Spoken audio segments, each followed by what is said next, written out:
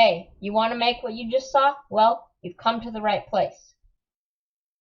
First, you load up a brand new Blender scene, okay? Then you can delete this light and delete this, right? After this, you go up here to add an object, right? And you click UV sphere, okay? You go up to add again, you go down to force field, and you click force, okay? And then you go back up to add, click light, and you click point, okay? Now you've added pretty much everything you need to do this, okay? Now you click on the sphere, okay, and then you go to the materials tab. It's right here, down here, right? Then you click new, right?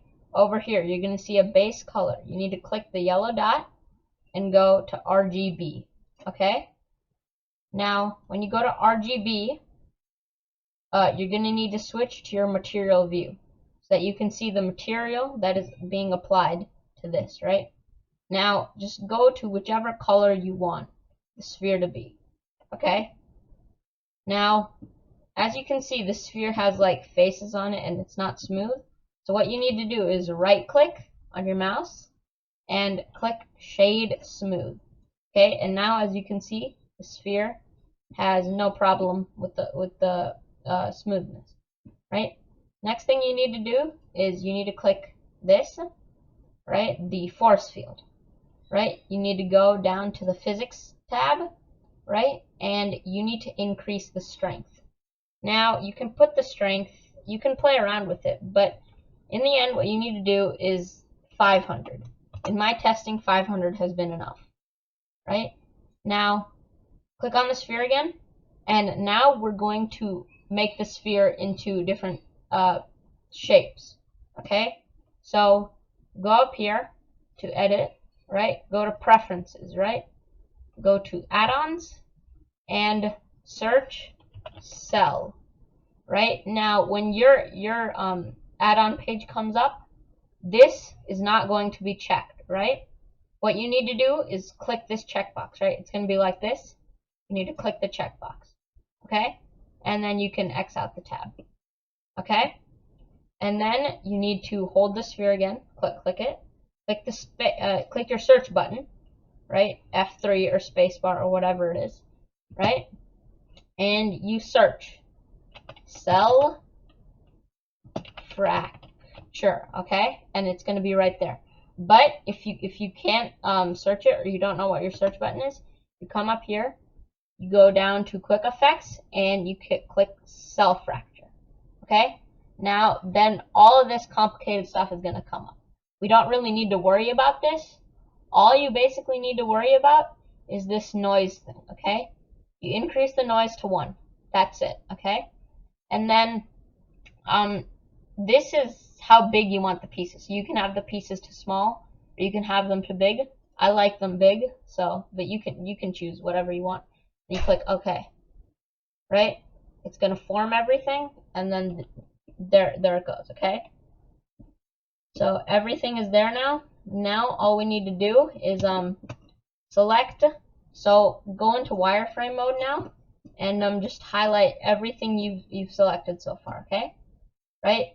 But before we do that, right, we need to see, as you can see, there's like some like weird stuff going on, right? So what you need to do is you need to come up here, right? And there's going to be sphere cells, right? But then there's going to be one main sphere. You need to click it, right? And you need to click delete, right? And now, as you can see, all of that is gone now, right? So now you go into wireframe mode.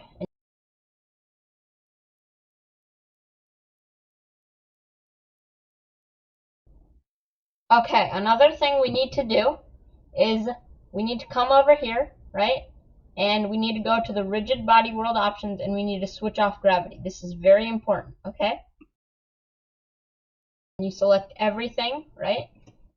And then you move it upwards, right? With G and Z, right? If you haven't changed any of your key buttons.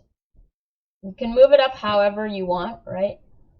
But now, what we need to do is we need to highlight all of these cell fractures, right? So what we can do is you go over here, you select the first cell fracture, right? And then you go down and you select the last one, right? That'll select all of them, right? You go up here, you click Objects, right? You go to Rigid Body, and you click Add Active, right? Now each and every one of these will now become like a simulation. Now if you play this, right, it works. If you've done everything correctly, it should work, right? Now, where did the light go, you might be asking, right? So you click on the light, right? And you come over here, right? Come over here, right? You can change the color of the light to whatever you want. I like it personally light blue. Let's go to the materials tab again. Actually, we can go to the renders tab, right? So now if we expand this, look, there's a very light glow there, right? So what we need to do is we need to increase the wattage. I like 100 watts personally, right? But you can go way beyond that, right? Like 500, even 1,000, right? And you just get these really bright lights, okay? So now watch this, look. Everything does it how you want it to, okay? Now we can go back to our material view, right? And now our light is there and everything is perfect, right? But there was a plane at the bottom and like the stage and everything. So if you go to your camera view using this button, right, then you can see your camera isn't like there. So you go up here and instead of global, right, it's going to be set to global, you change it to local. And then you click G, Y, and then you can just drag your mouse up to move it up. Okay. Now once your thing is in frame, right, it does what it needs to do, right, when you click the play button down here, right? So now what we need to do is we need to add another object, mesh, plane, right? Now we can click S to scale this plane up, right? And then we can tab into edit mode, okay? You click tab or you just select edit mode over here, right? So we can select this, and we can click extrude Z, so we just extrude it upwards, okay? Now, if you go back to your camera view, right, it's perfect now. Now what you need to do is select these two edges, click Control B, right, and then just scroll your mouse wheel to get like that. And then you tab out of edit mode, right, you click right click and you shade smooth. You can also go over here and expand the normals tab, right, in that section, and you can click auto smooth. That'll help with everything. So now what we need to do is we need to texture this. So we go over here, right, and we go to the materials tab, we click new, right, and then we can do the same thing, RGB, right? So you can have this at whatever color you want. I personally like pink or purple or whatever. There, it's perfect. Right, now what we need to do is light it properly. So as you can see over here, everything is very dark, okay? We need to light it. So now what we can do for this is we can see all these objects, right? We need to select one of the top ones, okay? Now what we need to do from here is we need to again go into the add-ons, right? And instead of cell, we need to search try, okay? Now over here, this one's going to come up. Try lighting, okay? This is a very helpful tool, and it's going to be unchecked by default. All you need to do is check it, and then X out, right? Now, select one of the pieces on the top, right? Go to Add, go down to Lights, and now there's a new option. It's called 3-point lights, okay? Now just click this. This is an amazing tool, right?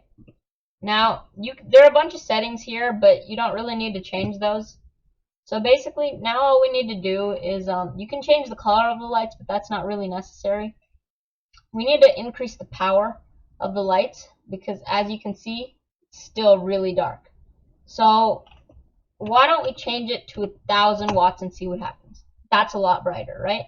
So let's change each of these to 1,000 watts, okay? Now everything looks lit, right? And then you open it and then this really cool thing comes out. But as you can see, right, they go through the floor, right, which is weird, right? We want them to bounce off. So what we do is we come over here, we go to the physics tab, and we click rigid body, okay? Now we can come over here and change it to passive, right? Now if we click the camera button again, right, and then we play it again, oh no, what happened? Another thing we also need to do, once this object has been made passive, okay, we need to change this. It's going to be convex hull by default, and we need to change it to mesh. Otherwise, what's going to happen with convex hull is it's going to happen this, right? Everything's going to go crazy, okay? Like, everything's going to explode. So we need to click on this, and we need to change it to mesh, right? And then as you can see, everything happens normally again. Except, this time, right, it like deflects off the floor, which is nice, right? Now, when this is rendered, right, like this, it looks really good, right? And then you do this, and then all this bright light spills out. It's really cool, but it's not as cool as it could be. You need to change your rendering engine to cycles, okay? Now, as you can see, everything's a lot smoother, but it's going to do this, okay? And that's because it's calculating all the shadows, and it needs that time. So, as you can see, the simulation just runs for 250 frames, and like nothing, there's nothing you can do about it, right? So what we need to do is we need to come down here and we need to change 250. So in mine, I like 60, but you can keep yours whatever you want, right? Now your scene is ready to be rendered. To render it, you go over here to the render settings, right? You make sure all of this is correct, right? You come up here, you make sure it's on whatever settings you need, GPU compute for me, right? You come over here, right? Make sure this is black. Make sure all this is correct. Once again, that's very important. You come into this scene tab, right? And in the output section, you choose where you want it to output, and make sure you choose either of these, okay? All three of these, because it's a video and it needs to render like a video, right? So yeah, everything else isn't really important. All you have to do now is click Control F12 and it'll start rendering. Thanks for watching. See you next time.